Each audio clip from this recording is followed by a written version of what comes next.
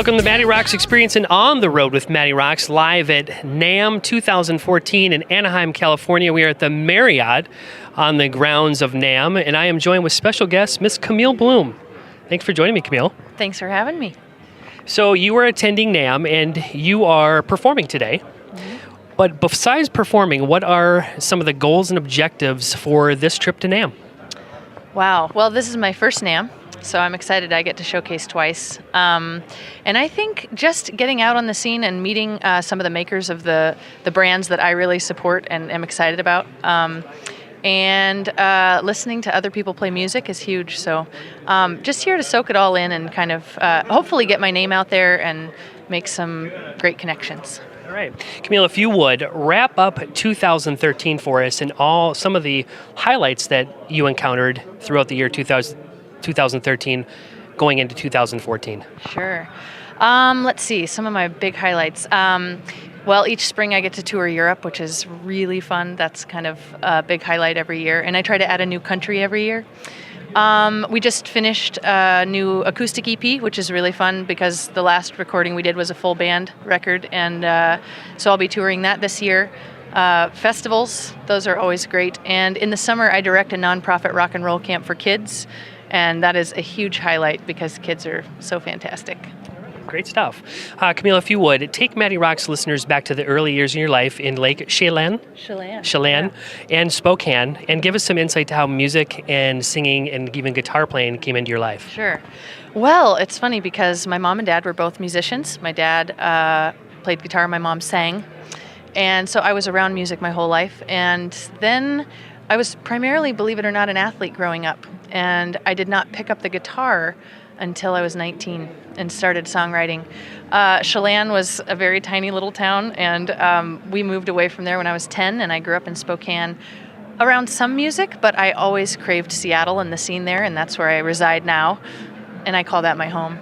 But I would say, I grew up playing piano and saxophone and hand drums, and I kind of am a multi-instrumentalist, but really when I picked up the guitar at 19, that's when things started to happen. Who were some of the musical influences early on who helped shape who you are as a musician today? Sure. Oh, man. My old school favorites, Billy Joel, The Police. Pat Benatar was the first kind of female rock singer that I saw. And then Patty Larkin, believe it or not, lesser known but phenomenal guitar player. And, of course, Ani DeFranco was the first woman I saw that kind of really could play aggressively on the guitar and had great songs. So all of those. All right. Early on, before you got into music, you were a teacher. Yes. How did the life of teaching prepare you for the career in music? Oh, that's a great question. Truly, teaching is performing. And so it was a great platform to try out my goofy material. I don't really have material, but so when I'm at a show, I still sort of feel like I'm teaching in a way, through my songs maybe, or so there's a great comparison there. And of course, when I'm directing rock camp or I do presentations at youth centers and things like that, I'm still using that teacher vibe, and I value it a lot. Your transition to music was kind of different from most musicians and how you get into the music scene. Yeah. But you had someone who believed in your music, a sponsor, or I don't know the word I'm trying to think of, but that individual encouraged you to leave teaching. Yes. And with the promise of money and big things to come. Mm-hmm. Was that a good transition? Well, it's funny when people say, how did you end up pursuing music? And I think, well, I wish I could say it was just a leap of faith and, it was so amazing. But in fact, the investor approached and we did this long negotiation for 9 months, and I was going to get a good amount of money, $30,000 to $50,000 for the first year. And she didn't show up the day of the signing. We were supposed to meet at 4:00, and she didn't show. So I had already applied for leave through the school district, and it was unpaid leave. And that's what prompted me touring full time, was that I had no option. I couldn't make any money. And so I took off and hit the road, and I guess I never looked back. That was 8 years ago. Was it a nerve-wracking transition because someone who comes to you with that kind of promises and look at you already experienced that, someone didn't show up, Was it a nerve-wracking experience thinking, what am I getting myself into? Oh, yes. Not just nerve-wracking, but $20,000 in debt nerve-wracking. And you know, I remember the first show I played, I drove all the way to San Diego from Seattle, straight through, didn't stop and play. I stopped along the way to sleep, and I made $6 in a sandwich. And that was my first, that was my first introduction to professional musicianship. And I thought, I don't think this is going to go very well. But I played a last-minute show in LA on my way up the coast, and the person who was running sound happened to be a booking agent who signed me that year, and so that was a great accident that happened. And I kept getting signs that even though I wasn't making money at that time, that it was the right direction for me, and so I just kept following it. Seemed to be the right choice. Yeah. Camille, you are responsible for the release of 4 studio albums. Yeah. Which one to you do you hold close to your heart and you feel is the special project that you're most proud of, and why? Sure. I think and those are 4 full band albums, and I have a bunch of acoustic EPs and other recordings, but my favorite one, I'd say still, is Never Out of Time, which was the most recent full band album. And I say that because the production was finally just what I was looking for to speak for my music. We added cello to the band. We had a lot of great vocal harmonies, and my music finally sort of arrived, I think, with that record. And then the newest EP I'm thrilled about, just because I feel like my songwriting is hopefully continuing to get better, and it exemplifies my latest stuff. So. Very nice. Along the way, you've had a lot of successes and accomplishments and achievements and accolades. Mm-hmm. What to you would you say is your biggest achievement or accomplishment through the years of music so far? Making a living. That'd be my first joke response. Being able to live on my music is huge. I was just nominated for the 2013 LA Music Critics Award. That was a pretty big nomination, and that was exciting. I think being down here and showcasing for Gibson is exciting. So I kind of feel like 2013 was great, but I feel like 2014 is my year. I don't know, Matty. What do you think? Let's make it the year for all that, because I think it's my year too. Oh, good. Oh, it can be our years, and then we can text and ping each other about how amazing we are. Right on. We'll have to find each other. Well, I've already found you on Twitter, so. Okay, good. Where do the ideas and inspirations come from that create your beautiful music? Oh, first, thank you. I would say for the first many years I was writing, it was all personal. I was really driven to, process through my songs, and in the past few years, I've stepped outside of the box and started writing from other people's perspective, written some political things. I just wrote a tragic breakup song, not about me at all. And so I try to get outside of myself a little bit, and I actually enjoy that songwriting just as much, if not more. Great. Talk about the amazing band that backs you and what they bring to the stage for you. Oh, I say my boys, but I have equal numbers of boys and girls. But I have these soft spots. My drummer, Michael Cotta, and I have been working together for a decade. My bass player, Jim Watkins, who's a phenomenal musician, and plus they're both very attractive, which is nice. No, I've moved around. I've had some different lead guitarists. My favorite one who was on the record was Danny Godinez, and I've had several cellists. I also pick up musicians in Belgium as I go over there. So I have a large cache of wonderful musicians I get to work with. And the incomparable, and also not just in the band, but the duo performances I'm doing will be Galen Billingsley singing backup. And she knocks people out with her harmonies. And I think the audience has, if she's not there, they're like, where is she, Yeah.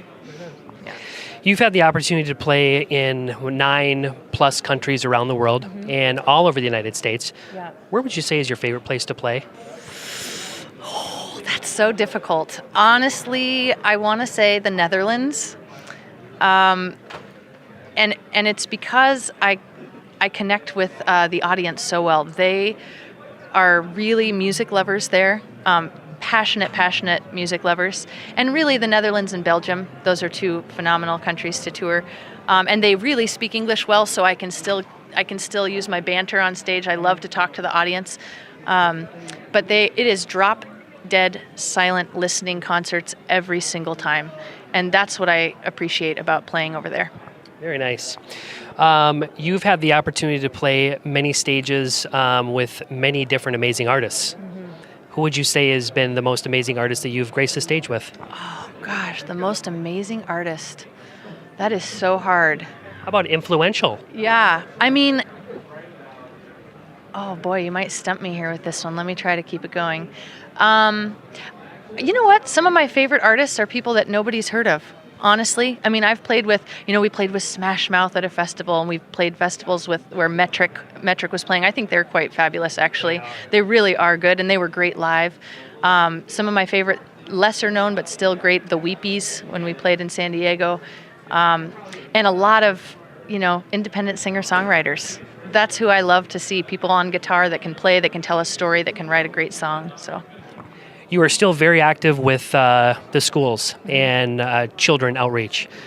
Talk about what you are currently doing with some of those programs. Sure. So I started working 8 years ago with a nonprofit rock and roll school. It's a year-round program, but they have a rock and roll camp in the summers. That's one of the highlights of my year every year. I'm just become the vice president of the board there, and I believe in it so much. I also love to go do workshops, and I've done workshops in the U.S. and the Netherlands and Belgium with kids, trying to explain what I do in the music industry. I think a lot of people think you go and you perform and you have this whole team of people, and I try to teach the business side of music. I try to teach songwriting techniques and I guess educate people about the music industry. So I love outreach with kids, and I think music is a great avenue for them to process troubles and things, just to have a positive outlet. Very nice. You are endorsed by Gibson Guitars. Mm-hmm. Talk about what it is like to be endorsed by that family of guitars and Sure. what it means to you. Absolutely. I mean, I think anybody that hears the name Gibson, they know that it's really the cream of the crop. I'm honored to be a part of that family.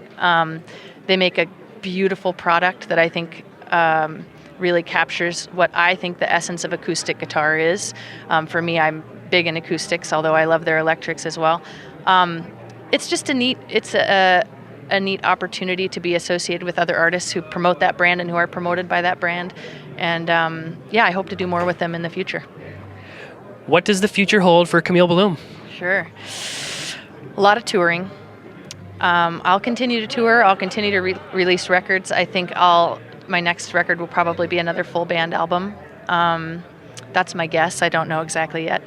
And I'd really like to do more film and television. I think placements and writing for film and television would be the next avenue that I'm going to tackle. All right. We look forward to that. Where can fans and viewers, listeners keep up with everything that's going on with Camille Bloom, and including all of the beautiful music that you put out? Oh, thanks for saying beautiful. Let's see. My main website, CamilleBloom.com. You can find me on Facebook. I have a personal page where I post a lot of ridiculous videos. In fact, posted some today, as well as a band page. Twitter @CamilleBloom. All on iTunes. You can get the music if you like what you hear, and also through the website.